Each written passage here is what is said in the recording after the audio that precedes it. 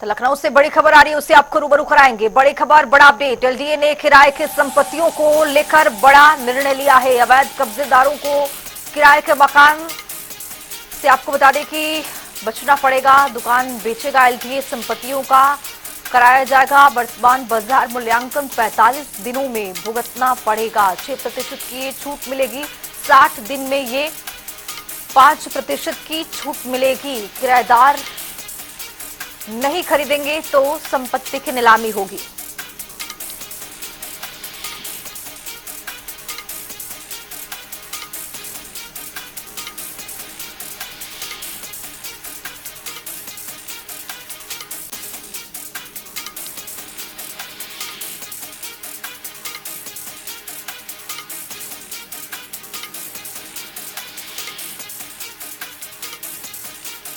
ये बड़ा फैसला ले लिया है। अवैध कब्जेदारों को किराए के मकान एलडीए दुकान को बेचेगा।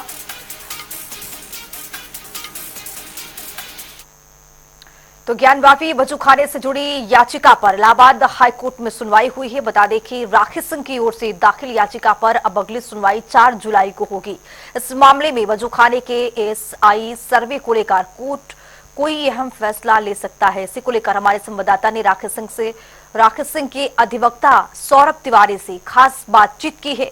सुनिए क्या कुछ कहते हुए नजर आए। ज्ञानवापी मामले में लगातार सुनवाई जारी है और ऐसे में ज्ञानवापी के जो वजू खाने के परिसर की सर्वे की मांग है उसको लेकर राकेश सिंह के द्वारा निचली अदालत के आदेश को हाईकोर्ट में लेकर पहुंचे थे। सौरभ तिवारी अधिवक्ता है हमारे साथ, हम उनसे बात कर लेंगे। आपने जो ज्ञानवापी के वजू खाने की परिसर के सर्वे की मांग की थी उस पर भी आज सुनवाई हुई है।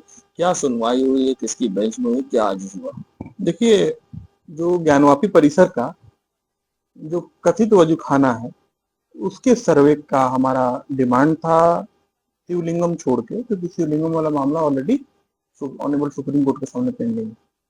तो साइंटिफिक सर्वे होता तो उससे ये फायदा है कि हिंदू मुस्लिम की बात नहीं है, बात है कि सही तथ्य निकल के आएंगे। ये एक इशू है।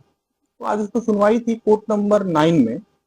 तो आफ्टर लंच 2:30 बजे इन चैम्बर हियरिंग हुई और प्लीडिंग जो है ऑलरेडी काउंटर मुस्लिम पक्ष की तरफ से आ चुका है, जो राकेश सिंह का सिविल डिवीजन है, और प्लीडिंग कंप्लीट है। लेकिन चूंकि प्लेसेज ऑफ वर्शिप एक्ट उसमें पीआईएल नंबर 1246/2020 का जो है अश्विनी उपाध्याय का केस है, तो उसमें प्लेसेज ऑफ वर्शिप एक्ट में अभी ऑनरेबल सुप्रीम कोर्ट ने किसी भी सर्वे को लेके इंटरिम इफेक्टिव ऑर्डर पे स्टे लगा रखा है। तो दैट्स वाई वो ऑनरेबल हाईकोर्ट प्रोसीड आज फिर नहीं मेरिट पे बात हो पाई और इंटरमीडिएट हियरिंग में बात यही हुई कि ऑनरेबल सुप्रीम कोर्ट का जो है ऑर्डर है वो स्टिल इफेक्टिव है। तो ऐसे में तो कुछ प्रोसीड हो नहीं सकता। तो फिर 4 जुलाई का आफ्टर वेकेशन 4 जुलाई का जो है डेट लगा है इसमें। और जो कनेक्टेड मामला है 1991 के सूट में, जो राकेश सिंह के सूट से कनेक्टेड है, उसमें भी साथ में हियरिंग चल रही है। तो उसमें भी अभी काउंटर उस वाले कनेक्टेड पिटीशन में आया नहीं है मुस्लिम पक्ष का, जबकि last time order honourable court का हुआ था। तो उसमें भी पॉइंट आउट उनके काउंसिल ने, जो दूसरे कनेक्टेड पिटीशन के हैं हिंदू पक्ष, उन्होंने उसको पॉइंट आउट किया। तो कोर्ट ने फिर से उसको ऑर्डर के लिए। क्या वजह है मुस्लिम पक्ष जो डिले कर रहा है, क्या इसकी वजह है कि नहीं दे रहा? देखिए, उनका तो डिले करना ही बनता है, क्योंकि उनके पास कुछ है नहीं एक्चुअली में। वो तो मंदिर तो है, इसमें डिस्प्यूट की कोई बात ही नहीं है, बट रूल ऑफ लॉ है, इंडिया है, तो उनको ये लग रहा है कि डिले करें जितना डिले कर सकते हैं। और जब आदमी जब चीजें लगती हैं कि हाँ हमारे पक्ष में नहीं है, तो कोर्ट प्रोसीडिंग में डिले बहुत बड़ा टैक्टिस है। और अब तो ऑनरेबल सुप्रीम कोर्ट का जो ऑर्डर है बहुत बड़ा गार्ब है, under the garb of it, तो वो तो court proceed honourable court proceed कर नहीं सकती। बट काउंटर के लिए कोई रोक नहीं है, जवाब में लेन देन के लिए कोई रोक नहीं है। इफेक्टिव ऑर्डर कोर्ट नहीं पास करेगी, बस इतना है। तो उनका एक टैक्टिस हो सकता है, बट आज कोर्ट ने तो कहा कि भाई काउंटर जो कनेक्टेड पिटिशन है सेम कॉज ऑफ एक्शन है, सेम प्रॉपर्टी है, तो उसमें आप काउंटर जमा।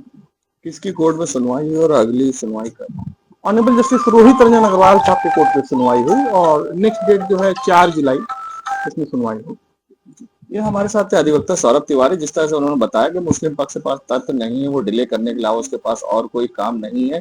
फिलहाल सुप्रीम कोर्ट का जब तक आदेश नहीं आता था, क्योंकि स्टे है इस पूरे मामले पर सर्वे को लेकर, तो जब तक उनके आदेश नहीं आता सुप्रीम कोर्ट के, उसके बाद पूरी तरह से कोई भी हाई कोर्ट इस पर फैसला नहीं दे सकता है। मगर सवाल जवाब इसमें जारी रहेगा, क्योंकि इस पर कोई रोक नहीं है और इस पूरे मामले पर अब 4 जुलाई को सुनवाई होगी। वीडियो जर्नलिस्ट रामू कुशवाहा के संग सैयद मोहम्मद आमिर, प्रयागराज।